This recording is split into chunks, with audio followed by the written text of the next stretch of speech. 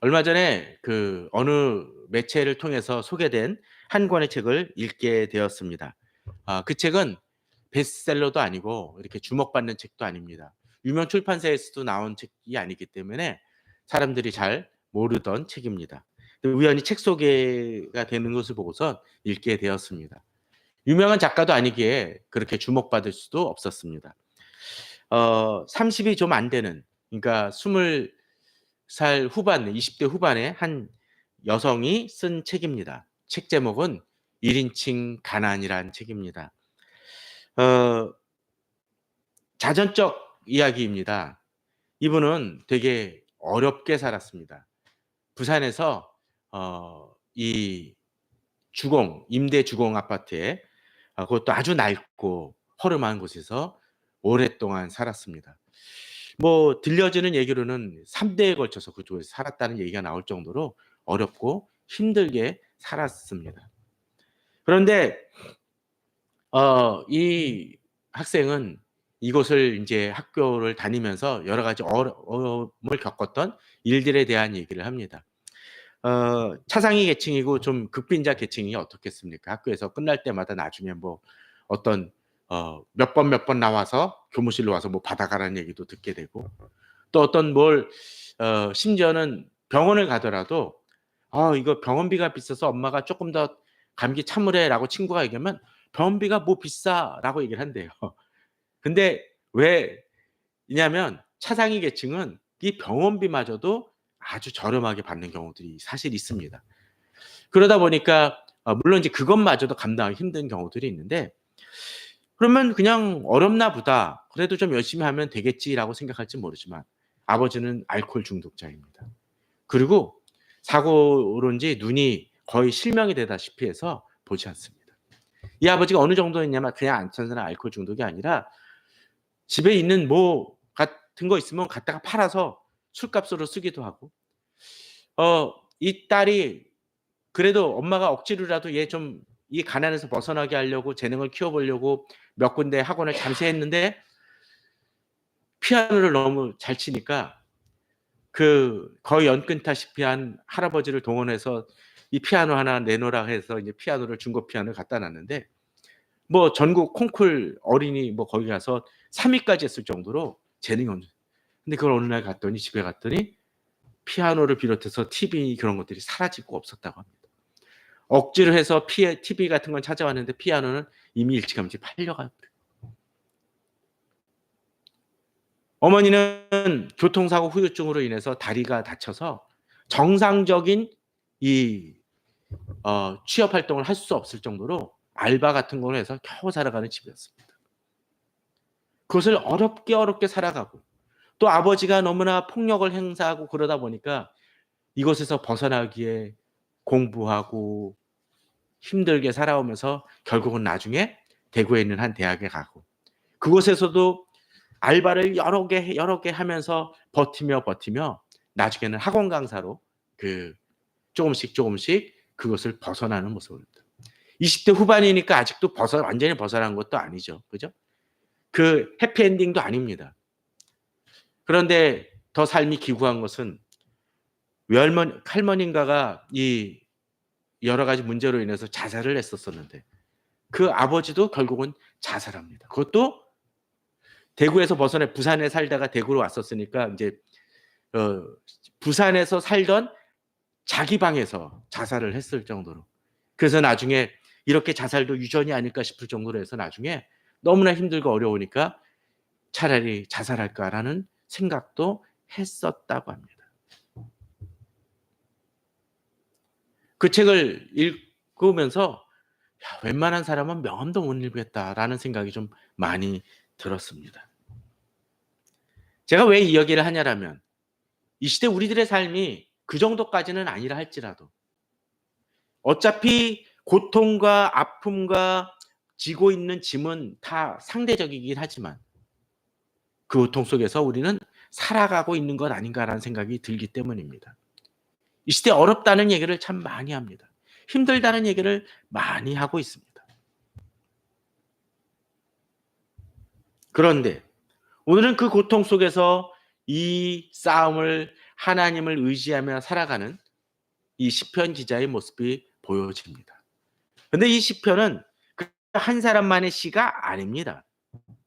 이 시편은 곰곰이 잘 보게 되면 약간의 뉘앙스가 구절구절마다 다른 모습을 보여줍니다.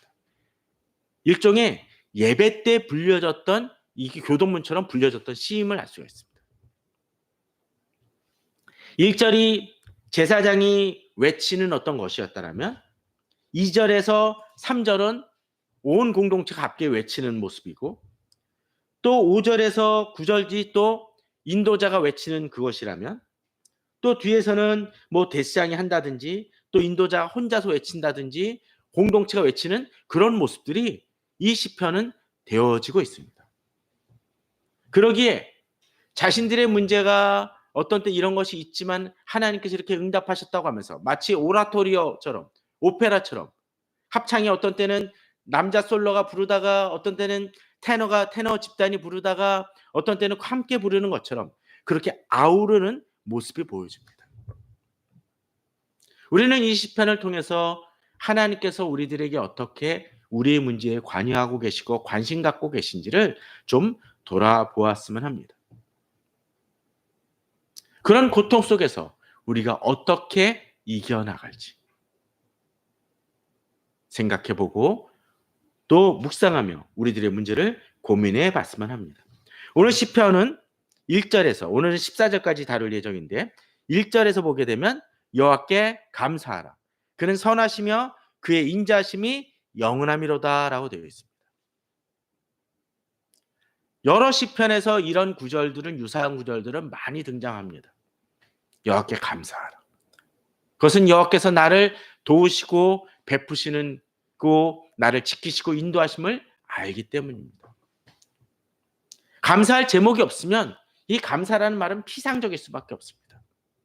그러기 어떤 때 기도할 때 우리는 하나님 아버지 감사합니다라고 이렇게 쉽게 얘기하지만 그 감사합니다라는 그 말에 깊은 의미와 바로 우리의 고백이 담겨져야 되고 우리 실생활 속에서 진정으로 감사할 제목이 있는지를 돌아봐야 됩니다.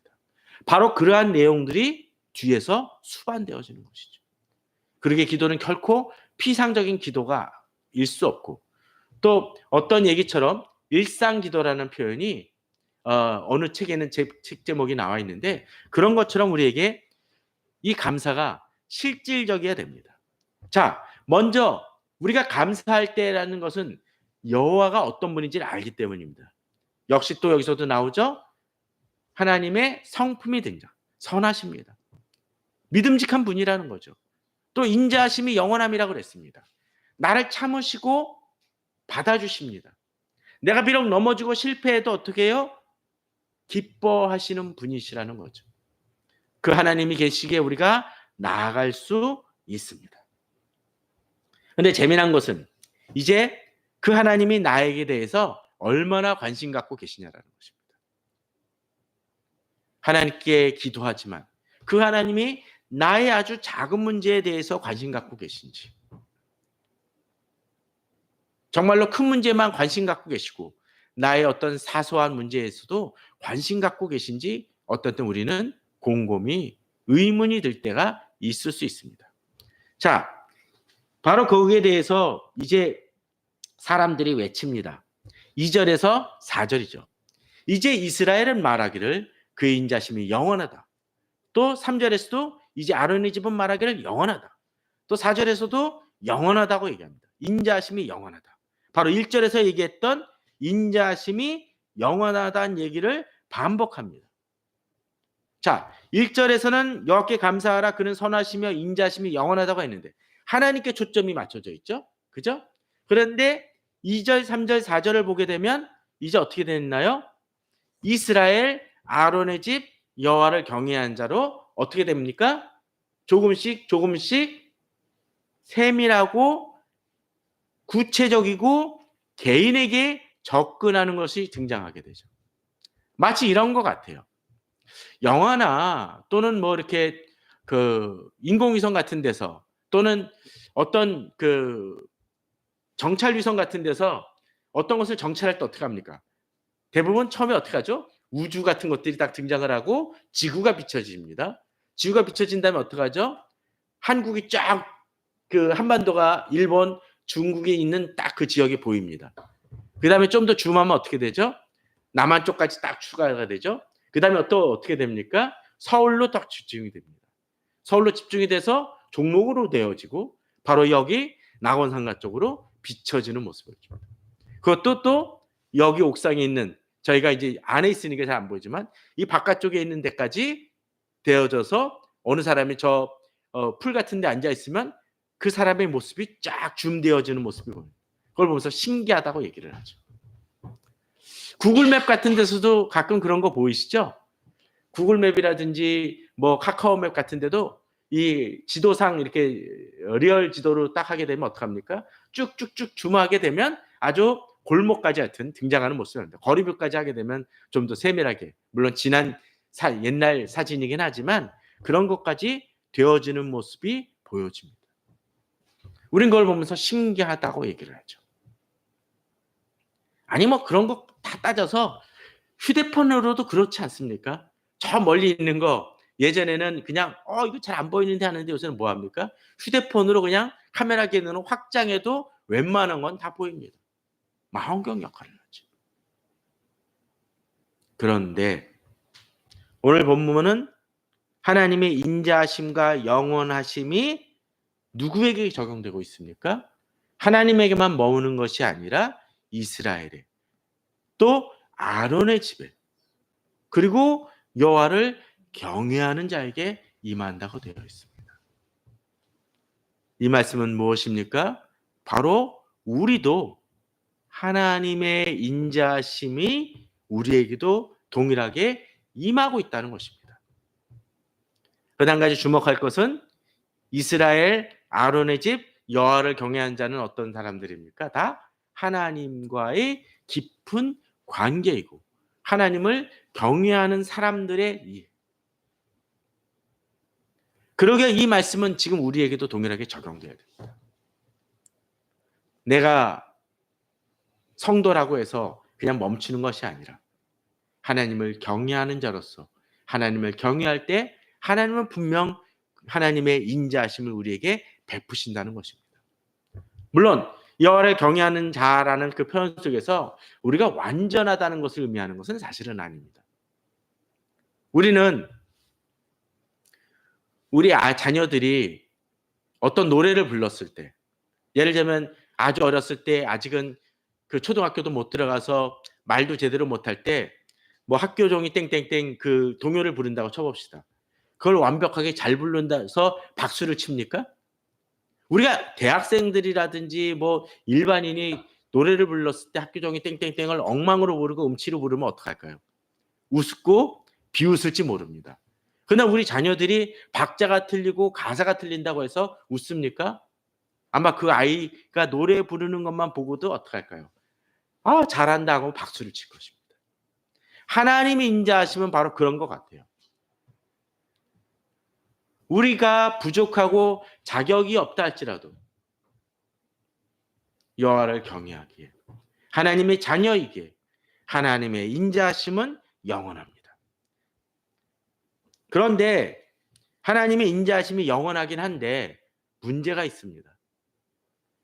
여호와를 경외한다고 해서 이 세상에 문제가 없습니까? 5절에 보게 되면 바로 그러한 문제가 있음을 보게 됩니다.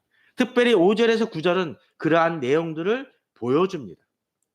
먼저 5절을 살펴보겠습니다. 내가 고통 중에 여호와께 부르짖었더니라고 되어 있습니다. 하나님은 인자하시죠. 그리고 나까지도 바라보십니다.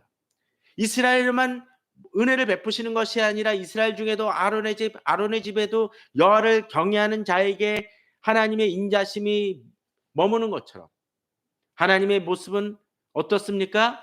나 자신에게 관심 갖고 개인적인 부분에도 세밀하게 돌보시기 때문에 하나님은 나의 고통을 바라보시는 분이시라는 겁니다. 그러게 어떡하죠? 고통 중에 부르짖습니다. 하나님은 인자하시지만 그 인자하심에 비추어 나는 나의 문제로 인해서 하나님께 부르짖습니다.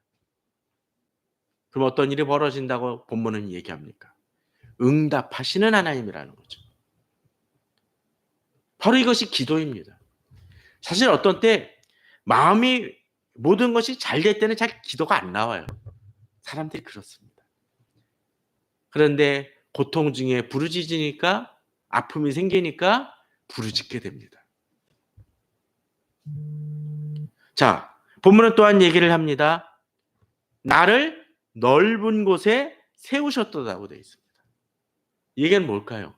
건져서서 좋은 위치로 안전한 곳으로 옮기신다는 거예요. 하나님은 바로 그러한 분이십니다. 나를 넓은 곳에 세우심을 통해서 나의 처참하고 어렵고 힘든 여러 가지 상황 속에서 나를 지키시는 하나님이시라는 겁니다. 가끔 그럴 때 있지 않습니까?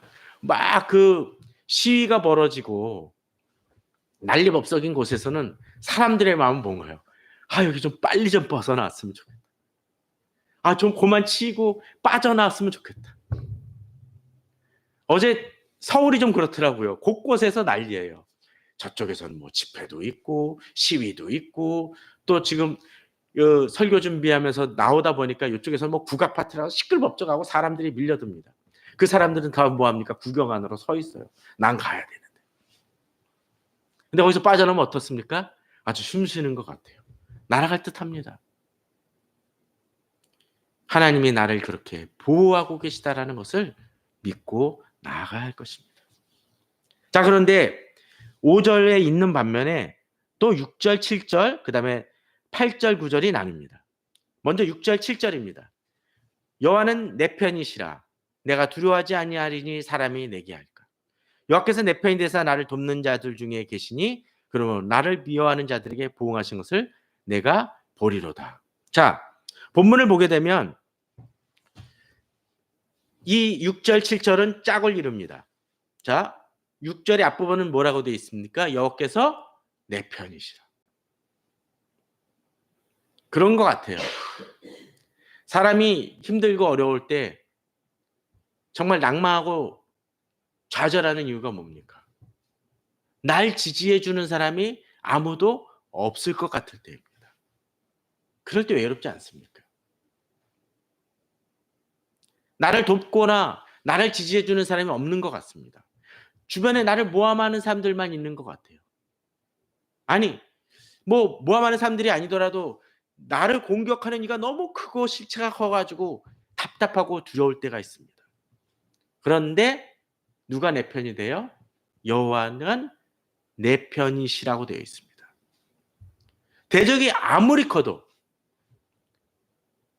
그마저도 다스리고 계시는 하나님께서 나의 편이 되시기 때문에 6절은 그렇게 얘기하죠. 내가 두려워하지 아니하리니 사람이 내게 어찌할까. 그렇습니다. 우리는 그것을 기억해야 될 것 같아요. 지금 나를 공격하는 사람이 있지 않습니까? 근데 그 사람은 뭐예요? 글자 그대로 사람입니다. 하나님의 지으심을 받은 존재이고 하나님의 통제를 받는 사람입니다. 그가 아무리 힘을 가진 것 같아도 하나님과는 비교 대상입니까? 아니라는 것이죠. 하나님이 내 편이 되어주시니까 그 사람은 아무것도 아닌 존재가 됩니다. 내게 어찌할 수 없습니다. 7절도 얘기합니다. 여호와께서 내 편이 되사 나를 돕는 자들 중에 계시니. 이 구절은 좀 번역상에 약간의 뉘앙스가 좀 다른 면이 있습니다. 여호와께서 내 편이 되사 나를 돕는 자가 되시니라는 번역들도 있고 나를 돕는 자들 중에 계시니라고 번역하는 이 개역개정도 있습니다. 전 이 두 가지가 다 근거가 있다고 생각이 되어집니다. 나를 돕는 자들 중에 계시니라는 구절만 접하니까 한 가지 은혜가 되는 것은 하나님만이 아니라 주변에 나를 돕는 사람들도 알게 모르게 있구나라는 것이죠. 그럴 수 있습니다. 어떨 때 곰곰이 생각해 보면 자의반 타의반 또는 그 사람이 의식하고 의식하지 않건 간에 나를 돕는 사람이 있습니다. 어떤 때 차가 막 막히는데 갑자기 어떤 차가 끼어들게 해 가지고 내가 차를 안전하게 들어갈 수 있는 경우도 있지 않습니까? 그 앞에 있는 사람이 의도적으로 저를 돕기 위해서 그렇게 차를 그렇게 끼어들었겠습니까? 아닐 거예요, 당연히. 그러나 하나님이 그런 돕는 자들을 사용하셔서 나를 도우실 수 있습니다. 나하고는 일면식이 없는 사람을 통해서 나를 도우실 수도 있고, 또 심지어 나를 그냥 잘 알기에 하나님께서 사용하셔서 너 저 사람 좀 도와주라라고 하면서 하나님이 나를 붙이시는 사람이 있을 수 있습니다.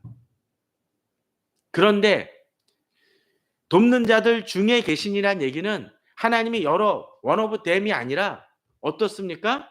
그들 중에서 그 모든 돕는 자들을 이끄시는 분이시고 사용하시는 분이시죠. 어찌 어느 쪽이건 간에 하나님이 돕는 자 되신다라는 것은 하나님이 모든 자원을 동원하셔서 사람을 동원하셔서 나를 도우시고 문제를 해결하신다는 거예요. 그러니까 어떤 일을 생각합니까? 그러므로 나를 미워하는 자들에게 보응하시는 것을 내가 보리로다.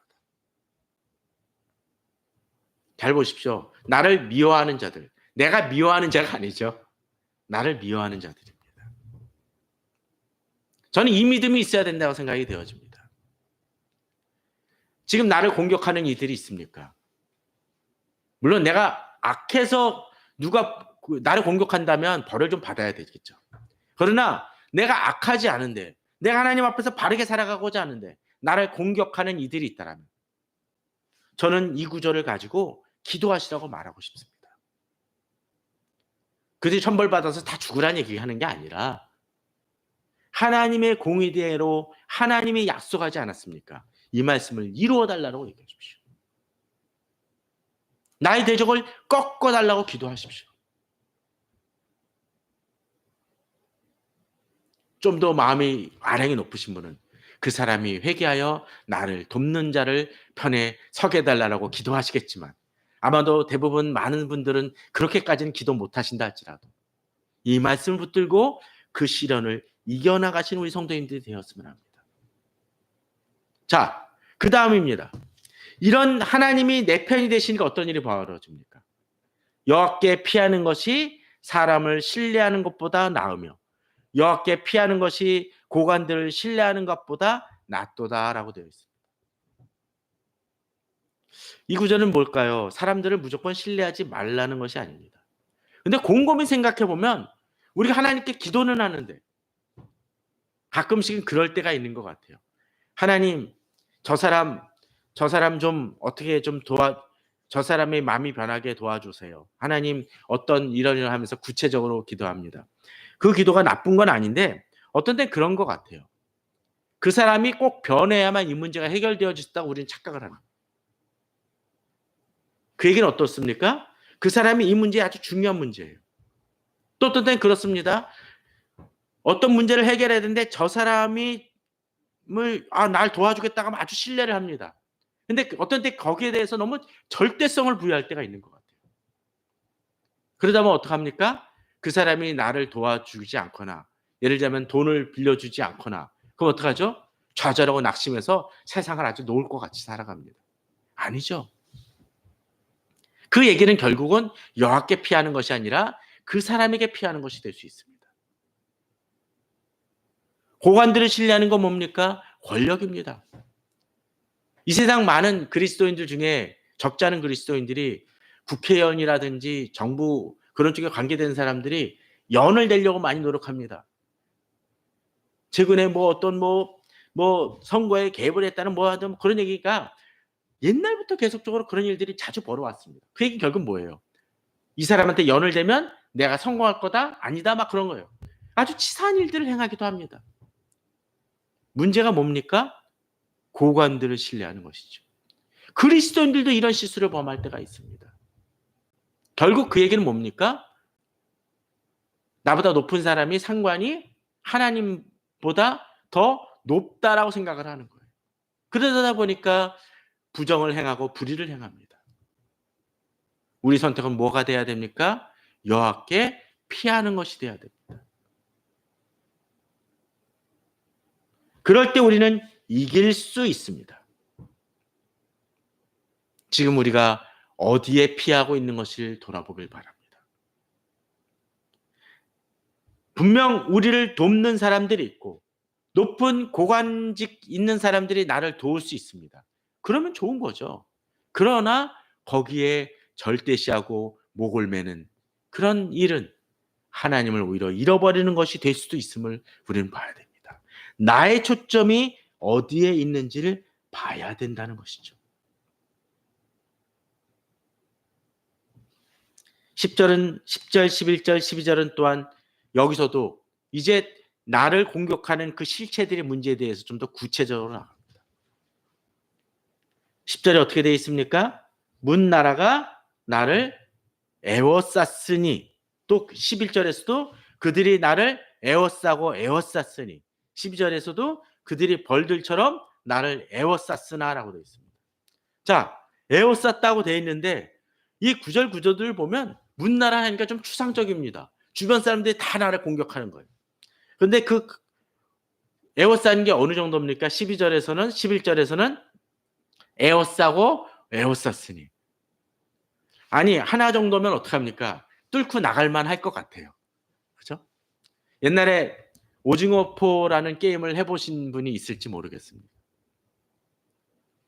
이렇게 해가지고 사다리를 해가지고 깽깽이를 해가지고 걸어서 저쪽 가서 가운데로 들어가서 저쪽을 짚으면 이기는 겁니다. 그런데 가끔 그럴 때가 있어요. 애들 수비하는 사람들이 너무 잘해가지고 우리 편을 다 죽입니다. 저 혼자 남을 때가 있어요. 그러면 이제 여기서 딱 뒷발을 해서 뛰어 들어가서 해야 되는데 하나 정도면 뚫을만 해요. 근데 여기 뒤에는 또 다른 사람들이 또 있고 저 끝에 또 있습니다. 겹겹이 에워쌌을 때 어떡합니까? 힘을 처음부터 잃어버립니다. 11절에 바로 그런 것 같아요. 에워싸고 에워싸서 도저히 어떻게 뚫고 나갈 수가 없습니다. 그때 절망적이죠. 12절 그들이 벌들처럼 나를 에워쌌으나. 이게 제일 어려운 것 같아요. 벌 한 마리는 때려잡으면 됩니다. 벌 두 마리도 웬만하면 싸울 수 있을 것 같아요. 근데 내 앞에 공격하는 벌들이 수백 마리라면 아찔하지 않습니까? 그것이 좁은 방 같은 데서 가득 차 있다라면 차라리 사람 몇 명하고 싸우는 게 낫지. 이리 들어가고 저리 들어가는 그 벌들 속에서 나는 아주 엉망이 될 겁니다. 그런데 지금의 나의 상황이 그런데 이제 이 시편 기자는 어떻게 얘기합니까? 내가 여호와의 이름으로 11절에서 내가 여호와의 이름으로 12절에서도 내가 여호와의 이름으로 끊을 것이라고 되어 있습니다. 에워쌌지만 여호와의 이름으로 여호와의 이름으로 부를 수 있는 이유가 뭡니까? 여호와께서 내 편이 되시니까 그들을 끊어낸다는 것입니다. 예전에 그런 경험이 있습니다. 아까도 오징어포 얘기했지만 오징어포를 하는데 가끔 등치 좋은 애가 있어요. 그러면 얘는 그냥 달려갑니다. 그러면 이 웬만한 애들은 그냥 다 나가 떨어져요. 아마 그때 걔가 역도분가 유도분가 그랬습니다. 등치가 이만하죠. 그러니까 웬만한 사람들은 감당할 수 없습니다. 그냥 지나가요. 멈추지도 않고 그냥 갑니다. 끝까지 갑니다. 여호와께서 그런 것이라는 거죠. 에워싸고 에워쌌지만 여호와 이름으로 결국 거기도 그냥 뚫어냅니다. 벌들처럼 나를 에워쌌으나 본문은 어떻게 얘기합니까? 가시덤불에 불같이 타 없어졌나. 이런 것 같아요. 그 소방대원들이 가끔 그거 할 때 어떡하죠? 불로 태워버릴 경우 있어요. 확 쏘면 어떡합니까? 그냥 벌들이 한꺼번에 다 죽게 되죠. 대적들이 우리들 앞에서 그럴 수 있다는 것입니다. 벌들처럼 나를 공격하듯이 비춰지지만 마치 하나님 앞에서는 그냥 이 F킬러로 그냥 뿌리면 다 죽는 그런 존재들처럼 불을 그냥 하면 다 깡그리 죽는 것처럼 그렇게 소멸되고 끊어질 것이라는 것입니다. 나는 능력이 안 됩니다. 그러나 어떻게? 하나님이 그들을 끊으실 것이라는 것이죠.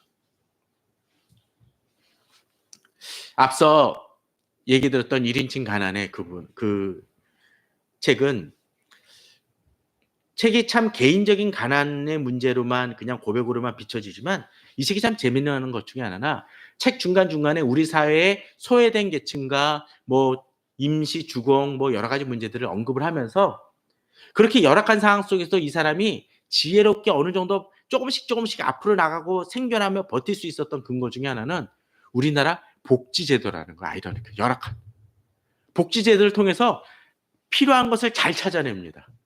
그래서 어떤 때는 수당도 받아내기도 하고 또 심지어 중학교 때인가 이분이 미국도 갔다 와요. 어느 복지재단에 글 쓰는 게 있었는데 글 써가지고 당선이 됩니다. 됐어요. 그래서 한 몇십 명이 가게 돼요. 그 재단 지원해서. 그런데 그때 메르치가 퍼지는 바람에 포기가 됩니다. 그런데 중학교 때인데 어느 선생님이 와가지고 너 평상시에는 막 홀대하던 사람이었는데 어느 하면서 미국 가게 됐다라고 얘기를 하는 거예요. 어느 한 학생이 그 다른 자기는 모르는 학생이 메르츠 때 못 갔으니까 너무 억울하니까 이거 미뤄준 약속했었던 거 안 보내주면 되겠습니까? 라고 계속 얘기를 하는 바람에 1년 뒤쯤에 가게 됐다고 얘기를 해요. 대학교 가서도 그 장학제도를 이용을 해가지고 버팁니다. 이 극빈자 계층으로 인해 특별 장학금, 전액 장학금 지원이 있었는데 그것을 감당하고 나아갑니다. 조건이 하나 있죠. 3.1 정도의 평균을 유지해야 되기 때문에 그걸 지키기에 아둥바둥 살아가고 해나가며 이겨나가는 모습이 보여집니다. 근데 마지막에 그런 얘기를 해요. 우리나라 복지제도는 찾아서 요구할 때 들어주는 시스템이다. 바뀌어야 된다. 그러나 참 그래도 그 사람이 버틸 수 있었던 것은 우리나라 사회에 퍼져 있는 시스템이라는 그 속에서 그 시스템을 알고 함을 통해서 살아갈 수 있는 생존할 수 있는 근거가 된 것이죠. 제가 왜 이런 얘기를 하냐라면 마치 하나님의 도우심도 우리 삶 속에 곳곳에 이미 자리하고 있다라는 거예요. 그런데 그 사회의 복지제도와의 한 가지 분명한 차이는 사회복지제도는 찾아서 먹어야 되는 반면에 하나님은 내가 서로 어떤 땐 기도하지 않다 할지라도 나를 찾아주시고 지켜주시고 응답하시는 하나님이라는 거예요. 만일 어떤 아이가 손을 베가지고 아파하고 외치야만 엄마 나 다쳤어 아빠 다쳤어 라고 얘기를 해야만 어느 부모가 반창고 붙여주고 소독약 해줍니까? 어떡하죠? 발견하면 무조건 이 아이의 이것을 낫게 하려고 힘쓸 것입니다. 하나님도 역시 마찬가지라는 거죠. 물론 기도의 무용론을 얘기하는 것이 아닙니다. 어떤 때 아기가 다쳤을 때 부모가 못 보더라도 외침을 통해서 깨닫게 되고 더 나아가게 되죠. 그렇게 외치면 어떡합니까? 더 엄마가 서두르고 아빠가 서둘러서 병원에 가야 되면 병원에 가고 힘들게 되죠. 기도는 그런 것인 것 같습니다. 하나님이 우리의 기도를 들으시고 더 우리에 대해서 도우시고 은혜를 베푸신다는 것이죠. 하나님은 우리의 대적을 끊으시는 하나님이십니다. 그런데 우리 상황 속에서는 이럴 때가 있습니다. 그럼에도 불구하고 너는 나를 밀쳐 넘어뜨리려 하였으나 대적이 나를 밀쳐 넘어뜨리려 합니다. 마치 어떻게 해요? 절벽으로 밀려는 그런 경우처럼. 그런데 여호와께서는 나를 도우셨도다라고 합니다. 여러분 그런 경험 있지 않습니까? 그 손뼉치기로 상대방 미는 그 게임을 한 적이 있지 않습니까? 그럴 때 등치 좋은 사람 앞에서는 아무리 밀려고 해도 제가 안 된다는 걸 압니다. 그런데 만일 그 밀치는 걸 하는데 그 사람은 잘 보지 못하는데 내 뒤에 벽이 있다라면 나를 아무리 밀쳐도 그 밀친 힘에 의해서 그가 어떻게 하죠? 나가 떨어질 것입니다. 그런 것 같아요. 세상 사람은 어떻게 합니까? 하나님이 나의 벽이 되어주시고 나를 도우시는 것을 보지 못합니다. 그러니까 까불죠. 그러니까 막 덤빕니다. 그러니까 나를 무시합니다. 그런데 하나님이 어떻게 해요? 나를 도우십니다. 남들 보기에는 어떻게 저런 자원 갖고 장사를 해? 또 어떤 사람은 저런 학벌로서 뭔 일을 해? 어떤 사람은 이런 일 가지고 너 가진 것도 없는데 뭔 이런 일을 해? 하는 사람이 있을지 모릅니다. 세상은 그게 맞아요. 그런데 내게는 무엇이 있습니까? 비자금이 있죠. 하나님의 비자금이 있습니다. 하나님의 자원이 있습니다. 나는 힘이 없지만 하나님의 힘이 있기에 나는 이길 수 있습니다. 그러기에 14절은 여호와는 나의 능력과 찬송이요 또 나의 구원이 되셨도다라고 얘기합니다. 저는 우리 성도님들이 이 말씀을 기억하길 바랍니다. 힘든 시대입니다. 예배드리고 나서 나간다 할지라도 문제가 해결되지 않은 경우가 태반일 것입니다. 그러나 그럼에도 불구하고 우리는 기억해야 합니다. 여호와의 인자하심이 누구에게 영원해요? 바로 나에게. 또 여호와께서 내가 고통 중에 부르시면 어떻게 해요? 응답하십니다. 여호와가 누구의 편? 내 편이 되어주시고 사람에게 피하는 것이 아니라 여호와께 피할 때 또 여호와 나의 대적들에 대해서 하나님 어떻게 해요? 여호와의 이름으로 우리가 그것들을 끊어낼 수 있다라는 거. 누군가 나를 밀치했었을 때 어떡합니까? 하나님이 나를 도우시고 누군가 나를 에워쌌지만 그것을 끊어내게 하시는 분이 계시다라는 것을. 그러게 우리는 담대하게 이 세상을 싸워 나갈 수 있는 것입니다. 그러한 믿음으로 오늘도 싸워 나가시고 승리하시고 또 그 믿음으로 나아가시는 성도님들 되시기를 주님의 이름으로 축원합니다.